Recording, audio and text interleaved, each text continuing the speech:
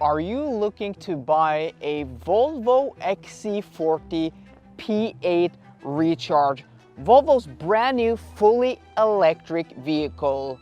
Well, before you do that, I would highly recommend watching this video all the way to the end, because there might be a thing or two or 5 things you wish you knew before buying a Volvo XC40 P8 Recharge. My name is Chris and I have had multiple Volvos in the past 5 years, and I own an Audi e-tron, and there are a lot of things I wish I knew before I bought my Audi e-tron. So I'm going to try to give you guys the advice you should know before buying a Volvo XC40 P8 Recharge.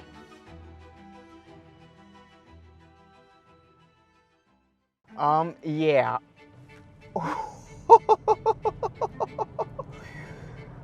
Oh, jeez.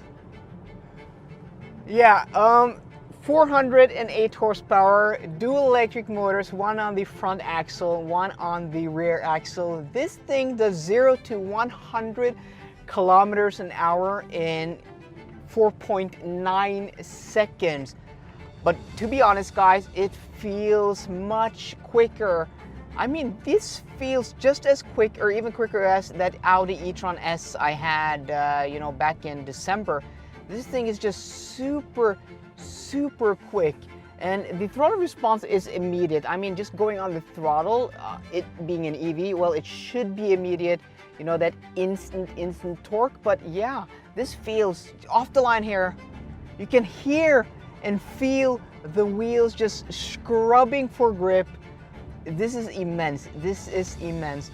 And another thing that really surprises me about this car, so now we're going into a roundabout, a little too high speed here, and it corners super flat. Body motions are controlled superbly in this car. It feels better than a normal XC40 to drive. It just feels very positive. You know, body control is amazing and steering is nicely weighted. I really like Volvo steering. I've been missing Volvo steering for a while, and the way this thing drives is very impressive. Yeah.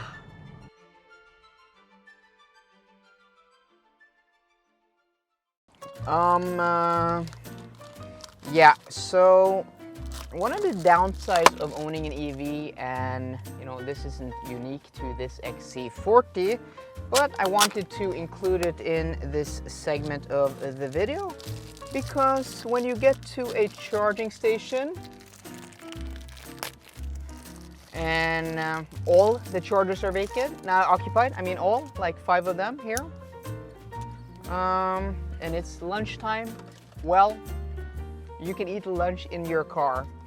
So yeah, downside, you have to wait for a charger sometimes.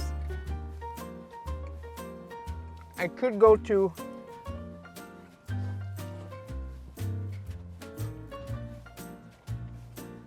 Circle K, about 5 kilometers that way, but this Fortum charger is like half the price. And this is a detour, so 5 minutes that way, 5 minutes back. 10 minutes. So yeah.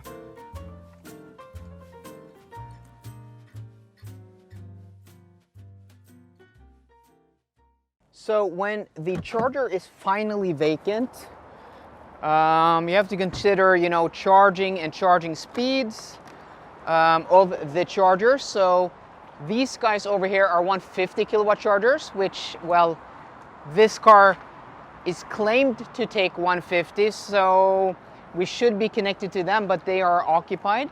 These are 50 kilowatt chargers, so there are a bunch of connectors here. We have the Chasmo, CCS, and Type 2, which you have to bring your own cable. We are choosing the CCS, and let's see if the cable is long enough. Yeah, it's not long enough, so that's something to get used to. Different EVs have the connecting ports different places. So we have to go a little bit backwards, okay, and try not to crash into the charger or the pulse here. I've done that before. So when you finally are able to do this one-handed, get out here charging our RFID chip. Okay. Yeah, this should, you know, connect, hopefully.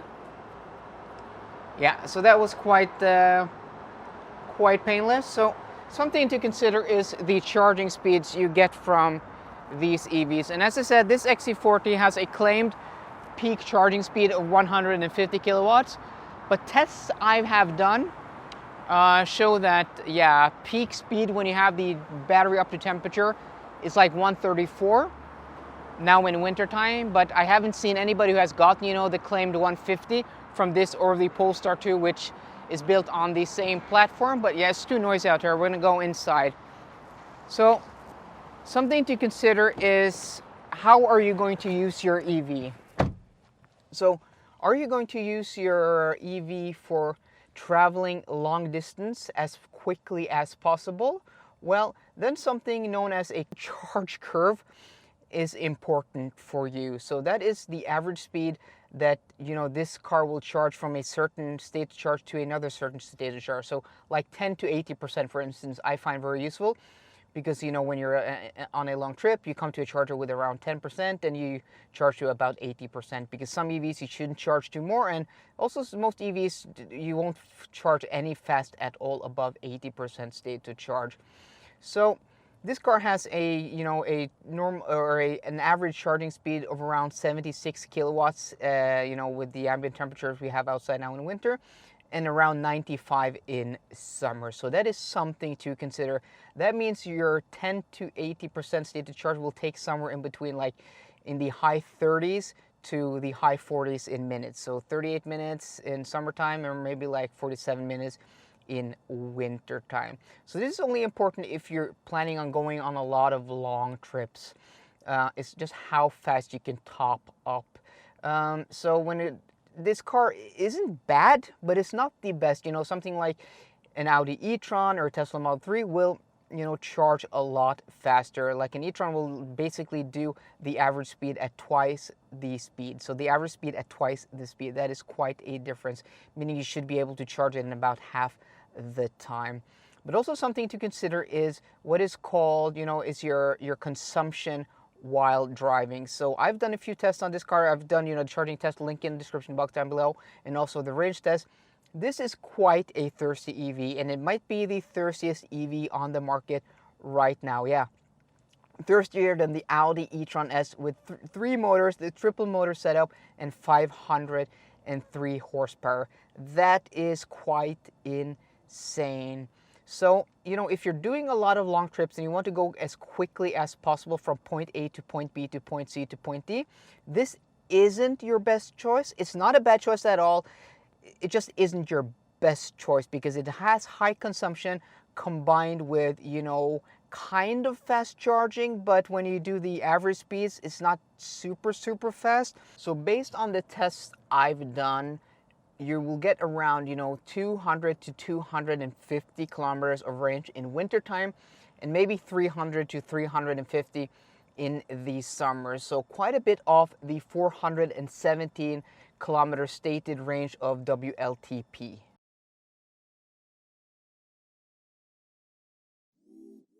The XC40 doesn't have any obvious competitors. I talked about the Audi e-tron charging at about twice the speed on average. The Audi e-tron also has lower consumption, a bigger battery pack, meaning that real world range is more than what you get in the XC40. Faster charging means you can get from point A to point B to point C much quicker.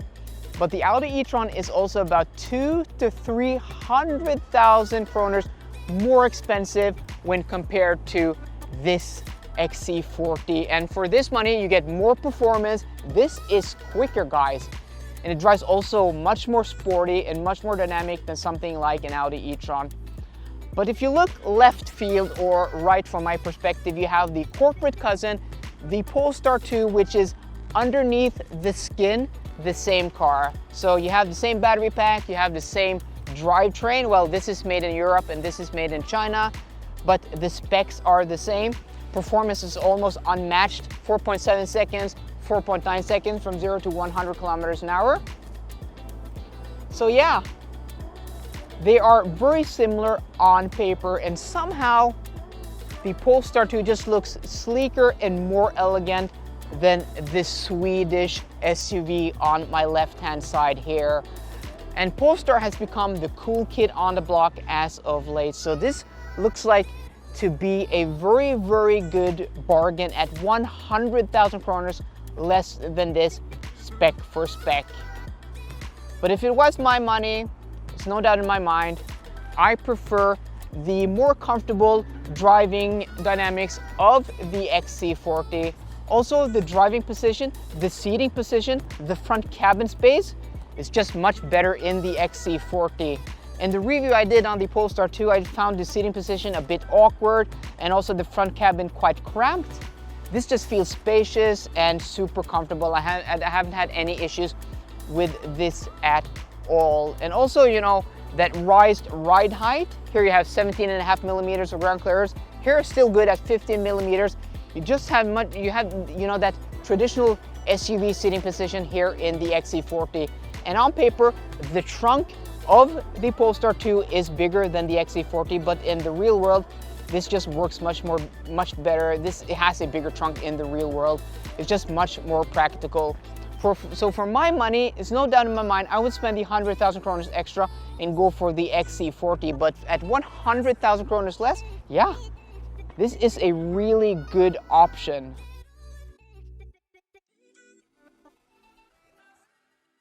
The XC40 P8 starts at 530,000 kroners, and for about 550, you get, essentials like pilot assist and LED headlights. But I would just splurge out on a fully spec version at around 600,000 kroners. You get niceties like 360 camera, the Harman Kardon, audio system, also the panoramic sunroof, and electric seats, and a whole bunch of other stuff. So 600,000 kroners, fully spec'd. I think that is great value for the money.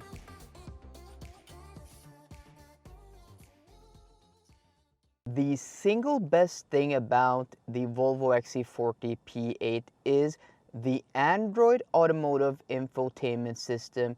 So first off, you have this digital gauge cluster here, which is so beautiful with Google Maps there in the center. All the readouts are super easy. It's so elegant and stylish. I have a whole video, on a tour of this infotainment system in the description box down below if you want to see how it works. But yeah, and then you have Google Maps here. I think it is the best infotainment system out there on the market. I know that is saying a lot, but it is super, super nice. So it combines, the features of the old Sensus infotainment, but just makes everything so much more intuitive and easier to use. And you also have Google Assistant, so you can go like, "Hey Google, naviger til Circle K Sandvika."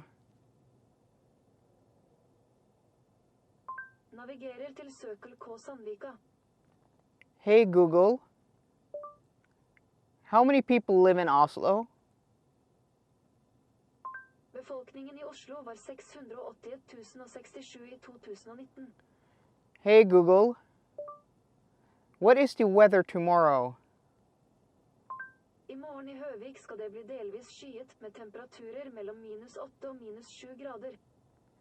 "Hey Google, kan du sette temperaturen til 21 grader?" Den god, jeg endrer temperaturen til 21 grader. Yeah, so Google Assistant when working is flawless, and combined with this infotainment system, yeah, this is most definitely the best thing about this XC40.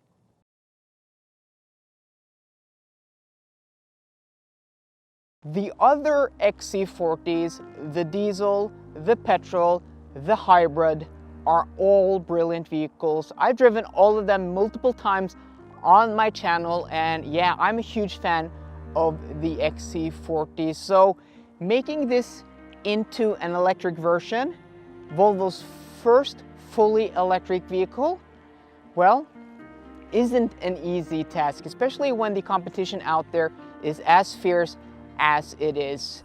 And I drive an Audi e-tron daily, so I'm used to that super high charging speed. I'm used to, you know, that long range, even though the e-tron is thirsty, and I'm used to that performance. And if you compare the XC40 to the e-tron is the obvious choice. I think it just does everything better. But in my opinion, you can't compare the XC40 to the e-tron because it's a much larger vehicle and it's a much more expensive vehicle also. So it doesn't even appeal to the same crowd. I mean, you're not cross-shopping an e-tron and an XC40. If you're cross-shopping the e-tron 50, which is closer in price to this, you don't have the range. This has better range, this has much better performance, and this even has, you know, charging that is similar to that e-tron. Where this sits in this price bracket, you know, between 500,000 and 600,000 kroners, I think this is a no-brainer. For that price, this is a brilliant vehicle. I love it. I love the way it drives. I love the way it looks. I love the handling, the comfort, the practicality, and also the size. This is a perfect SUV for 95% of the families out there. And if you want to take it on a long trip, you can. You won't get the best of charging speed. You won't get the longest of range, but if you can live with that drawback, this is a brilliant SUV. So guys, I hope you enjoyed today's video. If you did, please drop me a thumbs up down below. And for more car content, as always guys, please subscribe. See you guys later and goodbye.